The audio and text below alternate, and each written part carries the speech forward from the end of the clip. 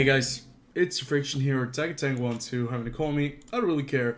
Welcome back to World of Tanks, where we are today talking about the Lion real quick. Don't want to make this video too long. This is not a review, really important. This is just my first impressions on the Lion. This tank actually exists. I think at least they built a prototype. It's called the OF40. And Lion is actually also its nickname, so it also has that designation. So, pretty cool tank, looks very much like a Leopard 1 that has been kind of mixed with a Leopard 2's hull. If you've looked at any of the new MBTs, they look very similar. And this is an Italian tier 10 medium tank with an auto reloader, and it is actually quite good, but it does have some certain drawbacks. And in this video today, we just want to talk about if this vehicle was actually worth all the resources, because I spent about 500,000 free experience for this tank. I spent 4,500 bonds, so that was also quite pricey, and I spent 25 million credits plus a bunch of, you know, the blueprints that I had lying around. So a very expensive vehicle. If you would get this tank for gold only, it would set you back 55,000 gold. 55,000 gold, that's about the equivalent of $200 spent on, well, all that gold. So it's a $200 vehicle, very expensive, and usually only the players who have access to those resources are able to get these tanks. And since I've been playing this game for 12 years now, well, I did have access to these resources. But to be fair, from the ground up, no single tank, even a tier 10, is worth that asking price outright. So only if you have all of the resources, you know, accumulated, you can really think about even making it close to reasonably, like, worth it, but usually it's not worth it at all, not even close to, even if the tank is very good. And I think we're talking about a very good tank. It just has some serious drawbacks in certain areas. Let's talk about the main characteristics real fast, and I give you guys my impression where the vehicle does struggle quite a bit in certain areas. So you have 4 crew members, and what is really essential on the crew members is that on your gunner, you need to have snapshot. The vehicle has incredibly bad turret dispersion of 0.2. That is really bad, and means that you have to use vertical stabilizer class 1. There's just no way around it, because in other medium tanks at tier 10, usually you do not have to go that way. But since this is an auto reloader and you're able to fire another shot after 5 seconds, your dispersion values are really bad, and you want to just, you know, get rid of that dispersion as quickly as you can and as effectively as you can. So that's why vertical stabilizer and a good crew is a must.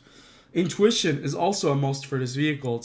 It's a must for every autoloader and non-autoloader. It's just really important to have intuition on this vehicle. So let's talk about some very good things. It has 420 alpha damage, which is great. So almost as much as the Leopard 1. Leo 1 has 440, and that hits like a truck. It also has 3 different shell types like the Leopard 1, but it does have a few, well, I would say disappointing surprises in store for us. First and foremost, we have AP shells as standard shells. That is the biggest surprise and disappointment, in my opinion. Only 1,080 meters per second shell velocity. That means your shells do not travel as fast. And I know you old school World of Tank players like myself, you will actually not be complaining too much, because 1,080 meters per second shell velocity isn't all too bad. But if you compare it to the standard APCR shell of the Batchat 25T, you have a whopping 1,460 meters per second, which is better than the APCR shells on this vehicle. Penetration is also at 259, 258, and I've realized that the AP shells are incredibly unreliable on the Lion. I'm not sure if they've done anything to the shells, but I get a lot of shots with 0 damage and a lot of crits.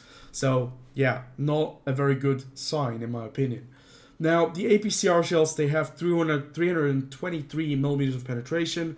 They have the shell velocity that you will be looking for, but at the same time, 323, it's a step up from 258, but it's APCR. It would have been nice to have APCR in heat, but I guess it would have been quite a bit overpowered in that regard if it had like the perfect ammunition choice available for itself. It has a high explosive shell, with 105mm penetration. That is quite nice. It has 1,000 meters per second shell velocity, and I think you cannot complain too much about that. And I have one clip ready if I want to use the high explosive shells.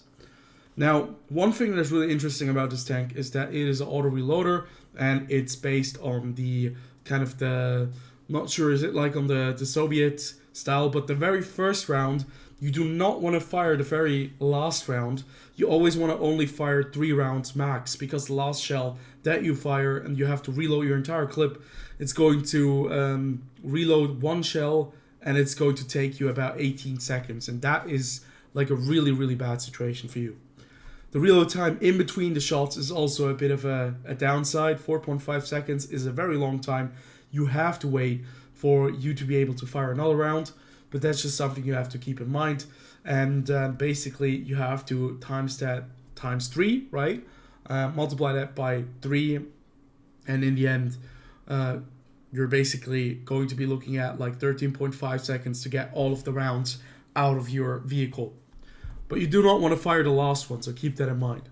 Gun traverse speed is great, gun depression is great as well. The gun depression at the back doesn't really work, so it only works at the front and the side. I'd say about 180 degrees, 90 to the left, 90 to the right. Aim time is a bit of a problem. Dispersion looks really, really nice, but it's kind of not the truth. Sadly, because dispersion when you move your turret is really, really bad. And you'll see that when we go into the game, and I'm going to show you guys just how bad the dispersion values really are. Aim time, sadly, also shows, and it's really important that you do go ahead and get the field modifications. DPM, on the other hand, is really great. You can see I'm running premium and consumables as well, because I want to have the best DPM available. And armor-wise, we don't really have to talk too much about it. It's very similar to the Leopard 1. The hull armor is 70 at the front, 30 at the side, 25 at the back. And the turret is actually armored nicely on the mantlet. But, the 180mm will not protect you from incoming heat shells and a lot of the very high penning AP or APCR shells. So keep that in mind. This tank is not a very, very well armored vehicle.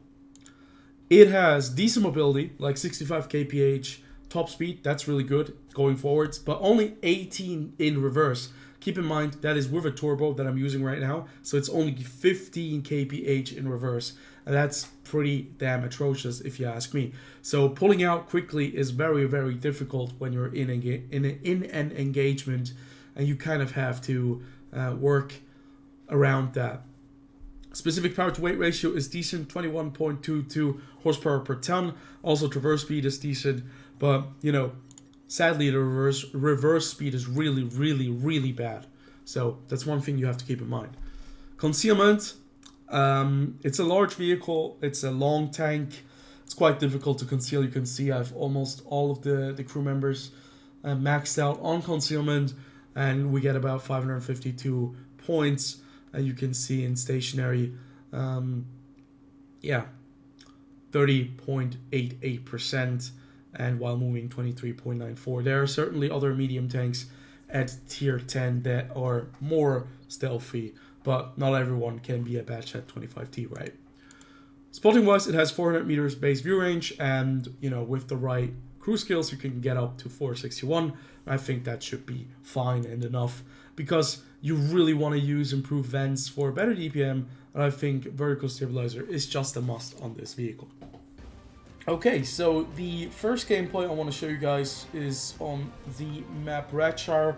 You can see it's a pretty forgiving matchup, to be fair. We're playing against tier 9 vehicles, some tier 8s, and only a very few tier 10 vehicles. There's only 4 tier 10s per side, and I must have gotten really lucky when I was playing, because I had like several tier 8 matches. I'd say about 3 of them in about 25 games, and in one of them I got ammo racked in the first 2 minutes, but in the other 2 I managed to do a bit more than I usually would be able to do in tier 10 matchups, especially when there are a lot of other Lions roaming around. So, the first thing I just wanted to kind of talk about is the rate of fire and the reload time. This tank has a very high rate of fire if you use the auto reloader in the correct way. And you can see right there, we actually had a weird shot that disappeared and kind of confused me at first because I thought, well, that round just disappeared into nowhere. But it turns out the Lion on the enemy team was parking right in front of the E50 and he ate that shot. And then I spotted him when he was reversing out of the position. And because the Lion reverses so slowly, well, he basically ended up dying in that situation. And that's just how quickly you can get taken out of the game when you're playing a Lion, because the tank is just really squishy. It's not completely unarmored, but the armor is certainly not very reliable, especially on the hull.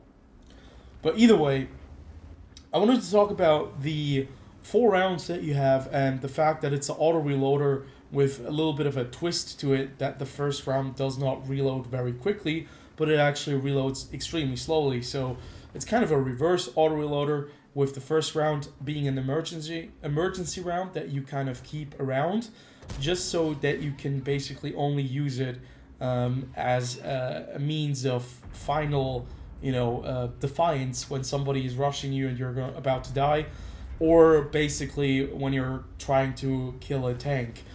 Because then you're going to lose quite a bit of DPM. And the second and the third rounds, they are the ones that you're actually going to be constantly firing when you're playing this tank. But the mobility of the vehicle is really great going forwards, but going backwards, it really lacks any kind of conviction. Sadly, it's a tank that just really does not do very well when it has to retreat, and it's just a very big target as well, which means that whenever you have to run away, you have to turn your entire vehicle instead of just being able to reverse with, the ability to drive backwards.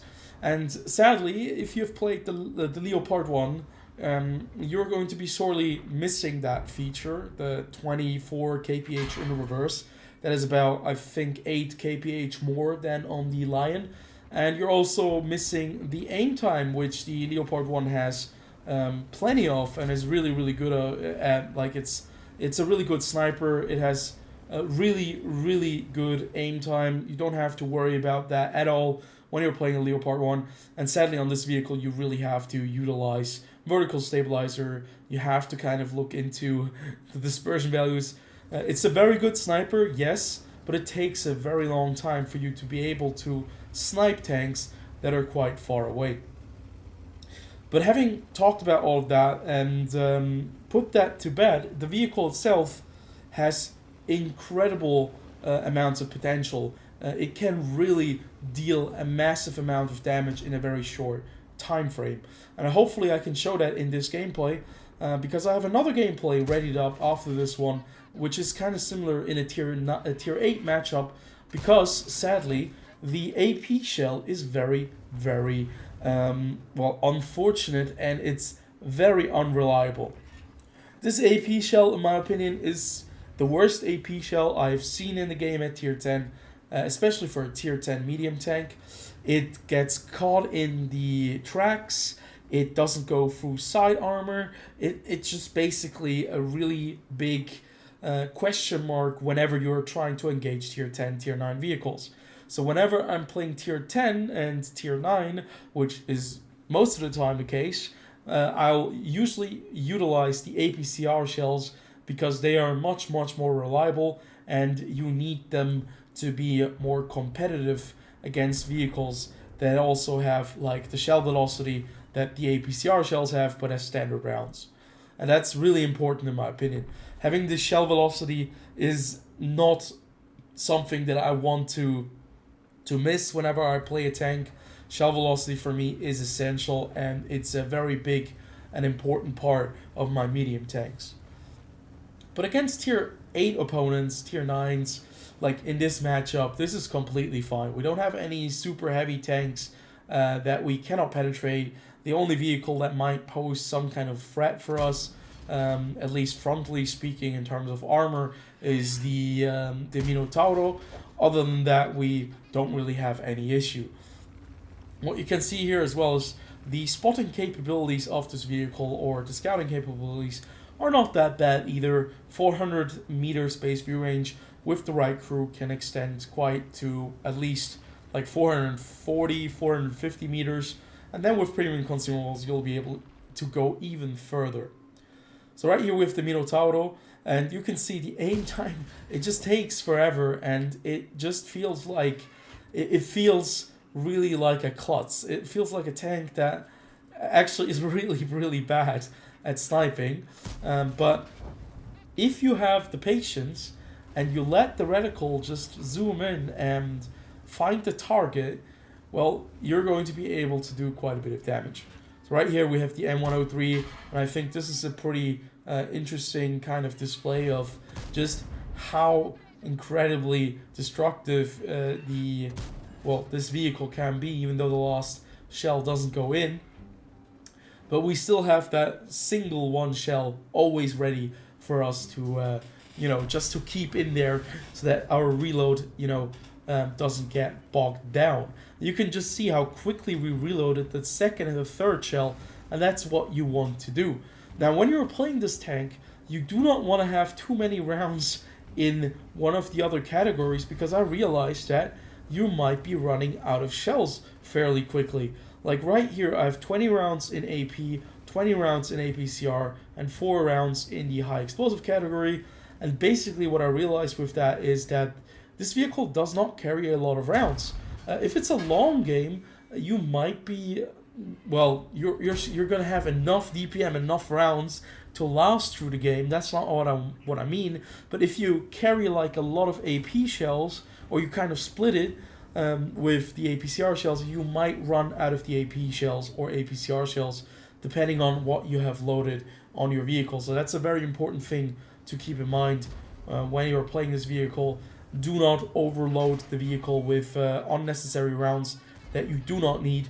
For example, you don't want to carry more than, let's say, 4 or 5, maybe 6 high explosive rounds, because anything more than that, you're just going to have way too many high explosive rounds that you're not going to be using. You can see now I'm only down to 2 AP rounds, and if I wanted to really be like at the maximum combat effectiveness here, I should actually switch over to the APCR shells. But even though I have intuition, it's going to be quite awkward and uncomfortable for us to switch over, even though the second and the third round, they do reload quite quickly.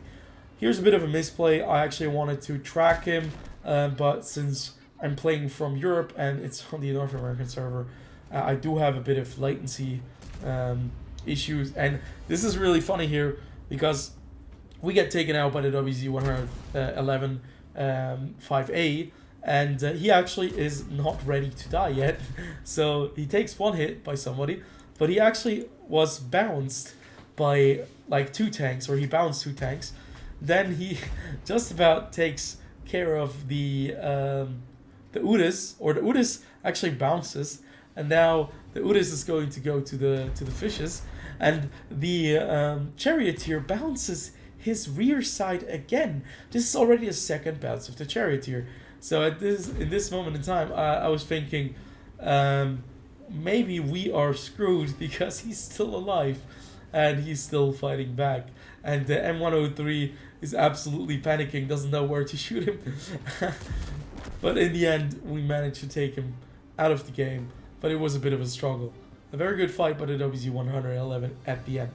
So, I think this was a pretty good display of general mobility of the vehicle, just how quickly you can get from one side to the other side, and how well it snipes at a distance. And I want to show you guys just how incredibly potent the auto reloader is when you have a good position and you have all the time in the world. And that's the second game that we're going to watch right now. As you can see, the second game is just again against tier 8, and it actually is even crazier if you think about it, because we only have tier 8 vehicles basically, and 3 tier 9s and 2 tier 10s. This is a really unfair kind of matchup for all of these tier 8 vehicles, but it's going to show off the damage capability of the vehicle, what you're able to do, and also the AP shell, where it actually can be a bit of an issue, a menace, and where its limitations actually lie. As you can see, we're in my favorite spot. We are in Fjords. I'm playing the middle. I always play the middle, just so you know. And right here, we are already at 1,000 damage with 2 rounds shot off. And the third round goes in as well, and we're at 1,500 damage right there. And that didn't really take long, and that's just the one key thing that I want to show off with this tank. The ability to do a lot of damage, even though you have a 4.5 second intra-clip reload, is right there. This tank just has this capability to do a lot of damage, especially if you're at range to several vehicles and without having to really aim, especially at tier 8. But if you're going up against tier 9, tier 10 vehicles, the AP shells usually, well, they're still enough if you get the weak spots, but usually super heavy tanks, hull down vehicles, you're going to have a really tough time. And you can see that that right there costs us about half of the remaining HP we still had. And the turret armor really isn't that great. The tank suffers from, well, lack of armor. And that's something you have to work with. Especially if you've played the Leopard 1, you're going to be in a really good position because you know exactly how squishy this tank is, and you'll play it accordingly. This is just a Leopard 1 with an auto reloader and a little bit of a problem in terms of aim time, but you can see just how devastating it is to be able to put like these 3 rounds into this Lion. Like, we hit him 3 times there and he lost a very big chunk of his HP. Like, it's almost 1,300. It's actually more than 1,300 damage in a very short amount of time. And now we're at 4,000. This game is already, like, it only has gone down 3 minutes, and it just shows you, like, this is something you can do with this tank. It reminds me of the Waffenträger back in the day. It just doesn't seem to be close to any other autoloader I played before. It doesn't feel like the Progetto 65 that much, in my opinion. It doesn't feel like the other autoloader tanks, or autoloading tanks, sorry. For example, the Batchat. Like, the Batchat does have a higher, a faster rate of fire in terms of intra-clip reload. It doesn't take as long to reload the clip, or the rounds into the chamber. And the TVP has a very short interclip reload, but they both do not have the alpha damage that this vehicle has. Although the Batchat does come closest, but having an auto reloader, you're basically playing it just like a single shot tank, right? And that's something you cannot do with the Batchat, and I think that's a pretty insane thing. So it might not, like, it might have a lot of downsides. It might be a bit weird at first, since it doesn't have the aim time, since it is accurate, but it feels incredibly inaccurate because it takes a while for you to have, like, the reticle in a smaller, like, size. It doesn't have the protection. It's really large and sometimes awkward to drive. And when you're trying to reverse, as you can see, it's quite slow. Right here, we're actually going to get saved by the Turnwagen because we're at 52 HP, and he knocks out the Scorpion who was about to fire at us. Yeah, but there are a lot of things that make this tank incredibly powerful, and I think in the hands of a capable player, it can be an incredibly dangerous weapon and a game deciding one as well. And I think basically, so was it worth it to actually buy the tank? I think that question is a bit of a mean one, because I spent a lot of resources on this vehicle, resources that I do have around in my garage, and that I can expend, yes. I think personally for me, this vehicle was worth it because I already have all of the tanks unlocked that I want to have unlocked. There's a new line, the Chinese line that I haven't finished, the Italian tank destroyer line. But other than that, I've basically played through the entirety of World of Tanks, had most of the vehicles unlocked, or at least the things that I wanted, and there is just not a lot more content for me waiting, like tier 10 wise. So getting one of these vehicles, even if it is like a really expensive goodie, is kind of worth it because I'm still able to make a video on it and inform you guys what I think of this tank. And at the same time, it might be a tank that I enjoy, right? Turns out I enjoy the 780 and I enjoy this tank. Both are not perfect, both have their own issues, and both can be seen very critical in terms of, well, several different terms. Because on the one side, Wargaming are like creating this new FOMO trend, which I am not a very big fan of. And well, in the end, to be fair, we as the player base, it's kind of our fault because I have never seen a tank sell out as quickly as this one. And I think it just shows that we as a player base, we are always up and ready for new content. And even though it's kind of wargaming that is, releasing these vehicles and that are like responsible for the new content, we as the player base, we moan, we are, constantly complaining, but then we rush forward, get up at 2 a.m., which I did, to buy this vehicle, which is pretty insane if you think about it.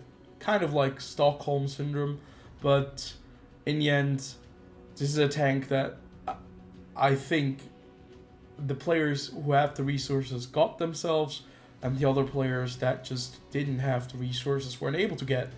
And I think the ones that watched this review, or not this review, it's not a review, this first impression is, you guys are probably either subscribed to the channel or you just want to see what kind of a vehicle you missed out on, or like what kind of a tank it is. And to be fair, like the Progetto 65 can do the same things. I know that they nerfed the Progetto 65 not too long ago when it was, to be fair, completely ridiculous because the 65 was not broken. I think the Progetto 65 has better armor than this tank. I think that the gun handling is better on the Progetto 65. The gun handling on this vehicle is worse, and you have to get used to it. But just having this alpha damage and the auto reloader, it's pretty insane if you ask me. It's a tank that I do enjoy, and it's a tank that I will probably review in the near future, and maybe, who knows, I'll try to mark it, at least 2 mark it. 3 marking it would be, well, that would be very, very difficult, because I don't even know what the damage median would have to be, probably like 4,000, something like that, because this is a tank that most of the very good players will have picked up. Especially the very good players that are still active, and they'll just drive up the the average damage that you need.